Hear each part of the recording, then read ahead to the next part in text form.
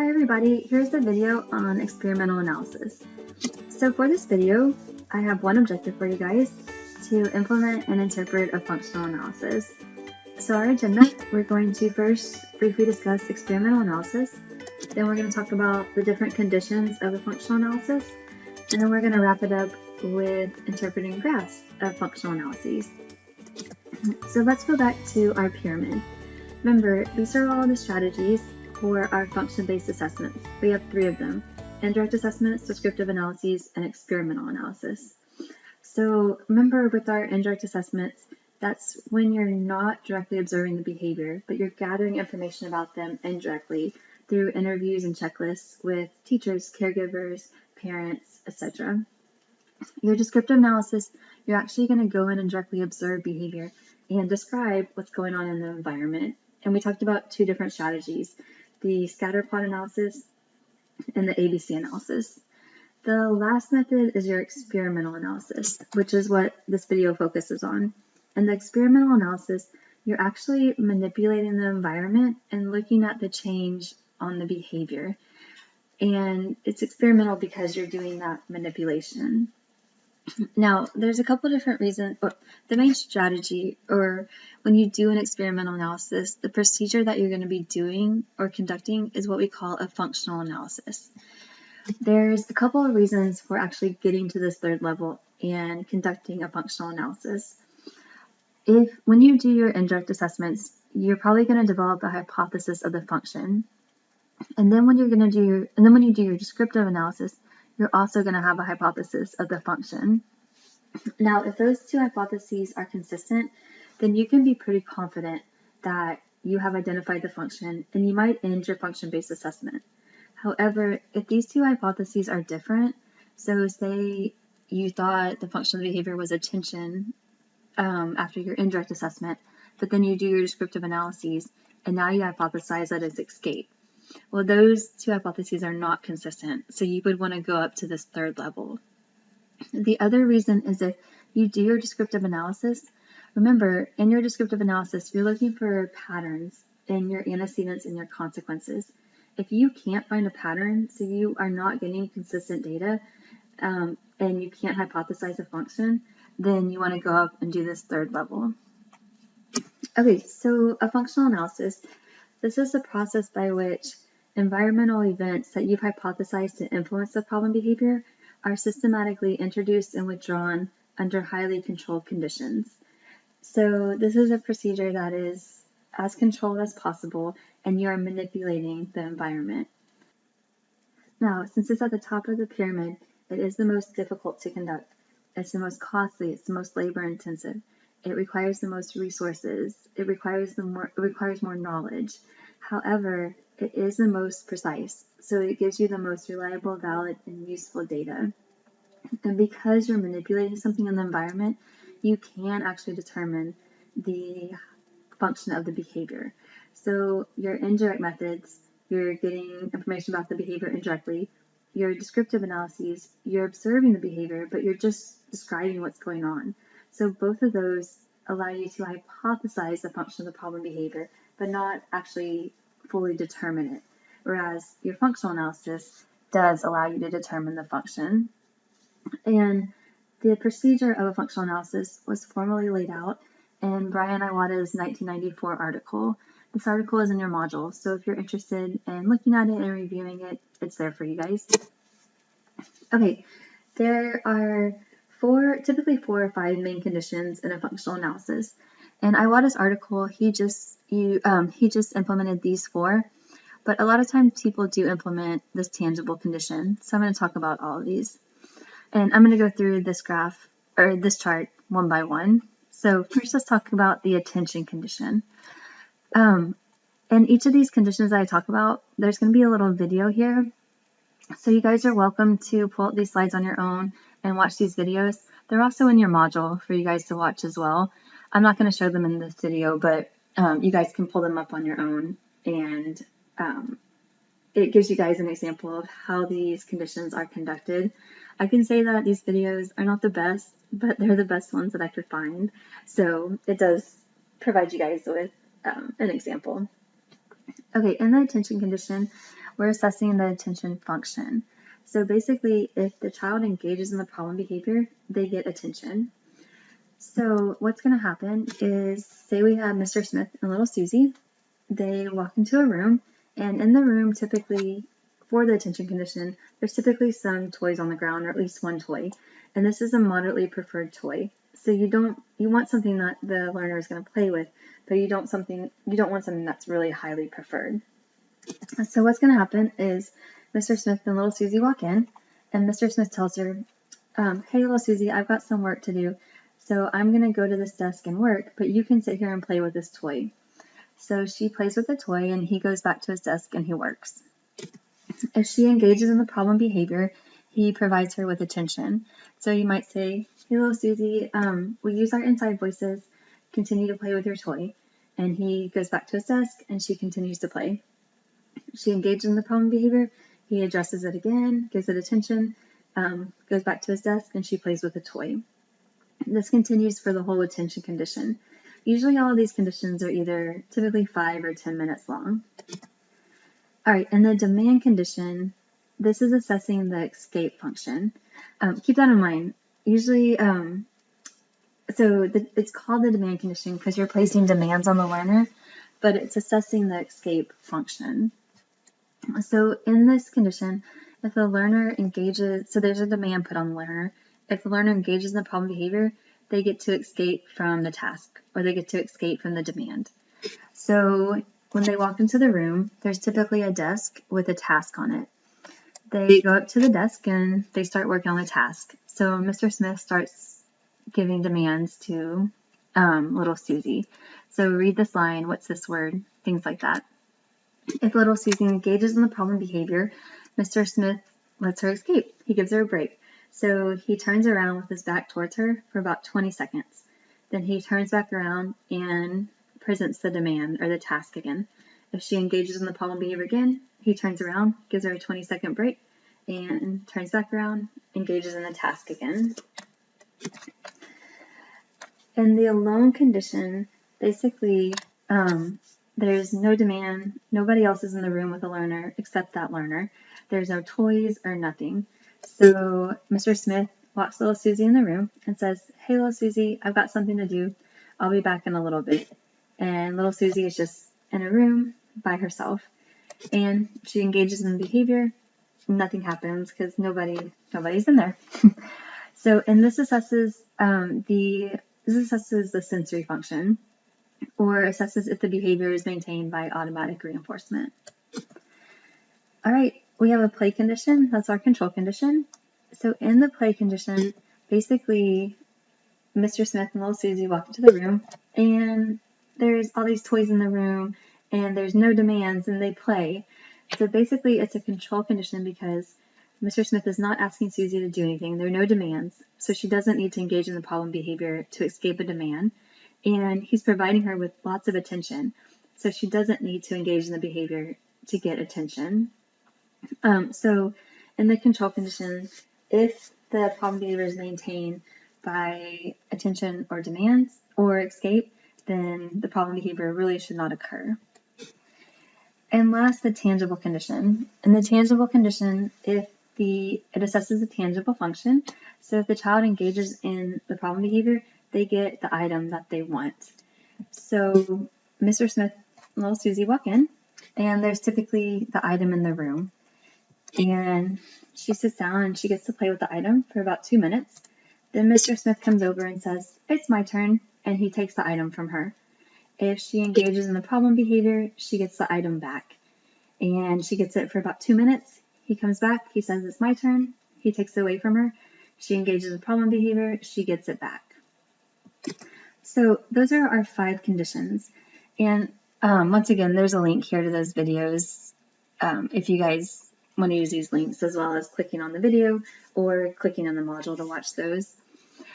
But basically, the main risk of a functional analysis is that you're allowing participants to engage in the problem behavior. So you're doing this because you're trying to find what's reinforcing the problem behavior. What is maintaining the problem behavior? Is it attention? Is it escape? Is it sensory? Or is it a tangible? And so by providing that reinforcer, you can see if the behavior increases. And so when you're looking at the data from a functional analysis, you're going to look at how many times the behavior occurs in each condition. So here's a data sheet for a functional analysis. We have our demand condition, which assesses escape, attention condition, which assesses attention, tangible condition, which assesses tangible, our alone condition, which assesses the sensory function, and then our control condition, which is the play condition. So you're going to tally the number of times the behavior occurs in each condition. And remember, each condition is typically about 5 to 10 minutes long. For this specific data sheet, each session was 10 minutes long. And we did talk about frequency and rate. So if your observation sessions are the same amount of time, you can use frequency. And they are here, so they actually could have used frequency. But it is very common just to convert frequency into rate. So that's what they did for this data sheet. And they'll figure this out and graph the rate. So let's look at some graphs for functional analysis. Okay, so it looks kind of crazy right now, but let me explain it to you guys. On the y-axis, we have behaviors per minute. And on the x-axis, I know there's not a label, but it should be sessions. And you guys can see all of the 5 conditions right here. So we got attention, tangible, escape, alone, and control. And what's going to happen is you're going to conduct each of these 5 sessions once in a random order. So our first 5 sessions, if you look at it, the experimenters did the control session first, and then the tangible, and then escape, and then alone, and then the attention condition. So all 5 conditions once at first. And then you're going to take those 5 conditions again and present them once again in a random order.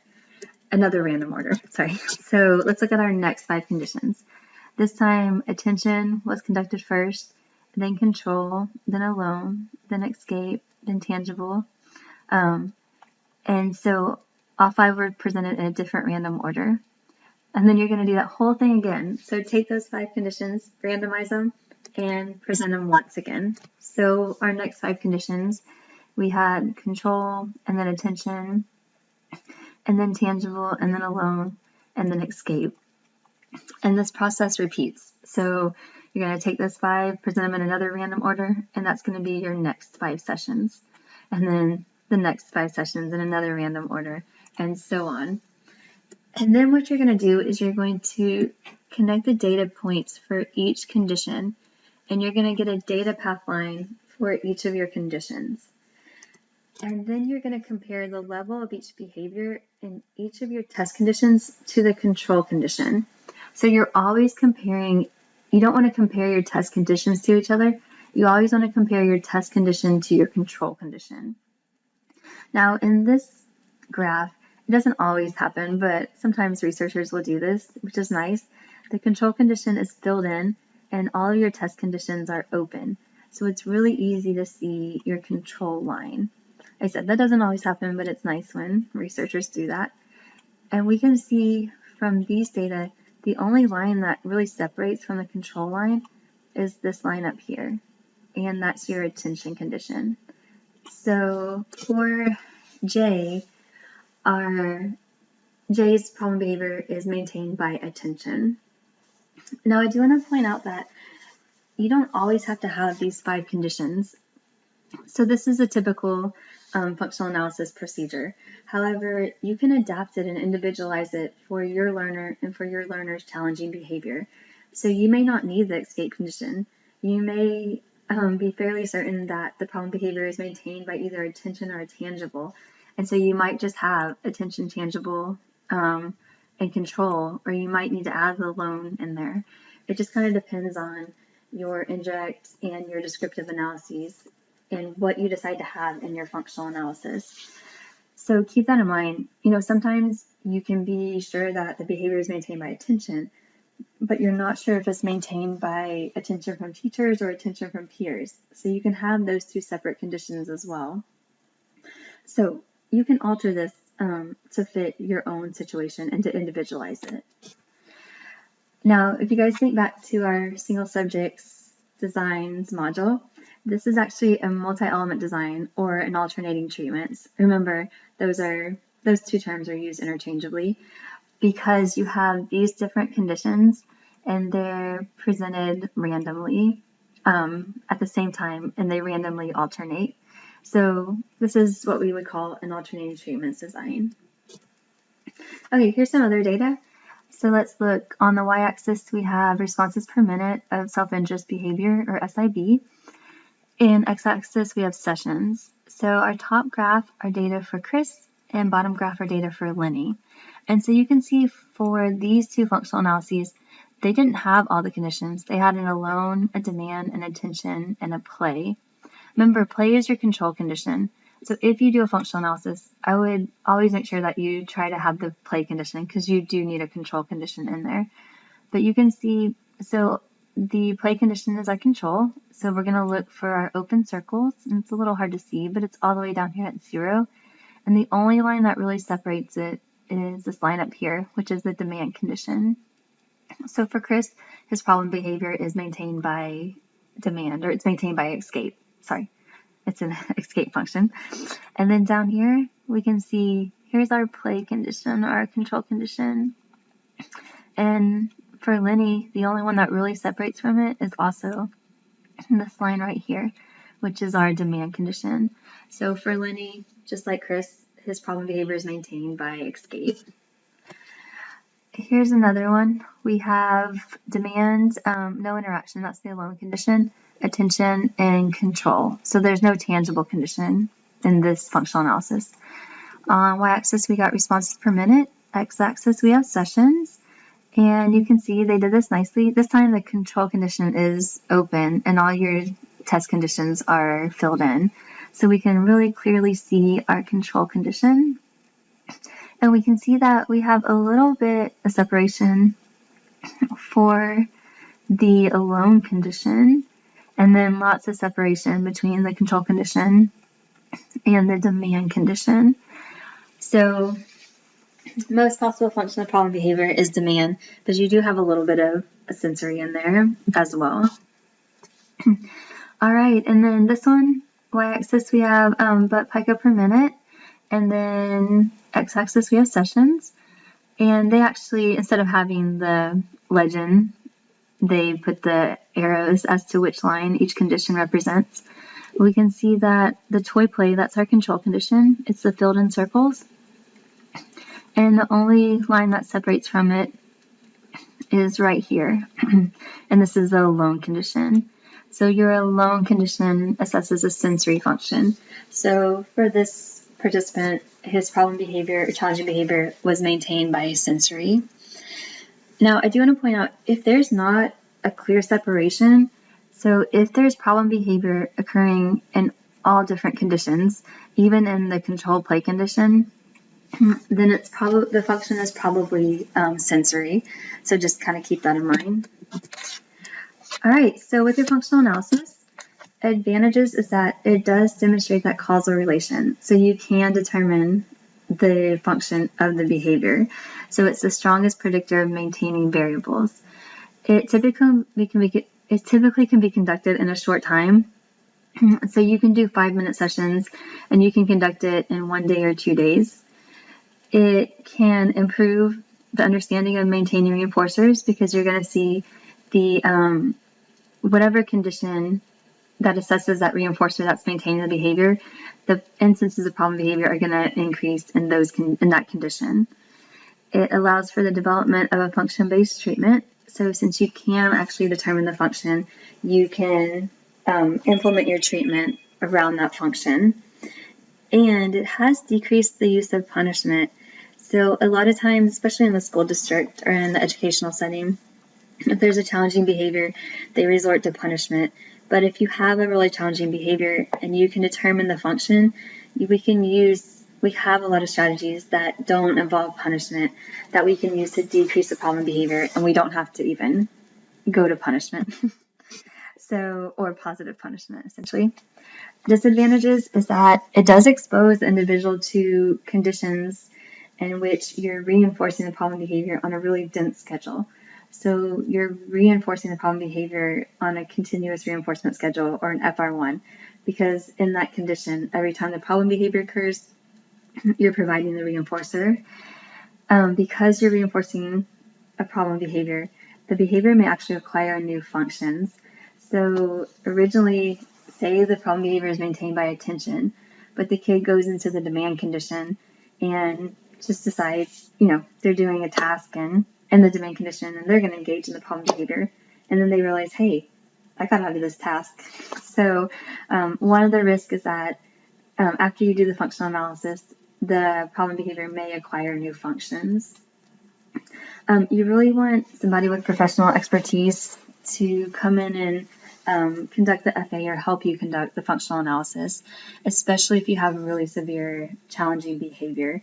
You really want, if you have really severe challenging behavior, you want a nurse on site and things like that, and it might not be really ethical to do. If you have really severe challenging behavior, you might not want to reinforce it, and you might want to stop at that descriptive analysis. So it just kind of depends on the challenging behavior and the ethical reasons for conducting or not conducting a functional analysis. Also, the last one is that it is difficult to conduct in a school environment. So if you're in the clinical setting, it can be really easy to find a room without any toys and things like that in it. But if you're in the educational setting, it can be really hard to find that kind of controlled setting. And if the problem behavior is maintained by attention from peers, it's really hard to manipulate that environmental contingency. So, but I would say that there has been a really big push in the field for teachers to become more aware of functional analysis and really try to conduct functional analyses in the school environment. So that's why on your discussion boards, you guys have an article to read about conducting them in the educational setting. And hopefully I'll give you guys some practical ways to actually do that. So for this video, we talked about functional analyses. We talked about the conditions of the functional analysis. And then we talked about, and we interpreted some graphs. And then we wrapped it up with talking about the advantages and disadvantages of functional analyses. So that's it for this video. Please let me know if you guys have any questions, and thank you guys for listening.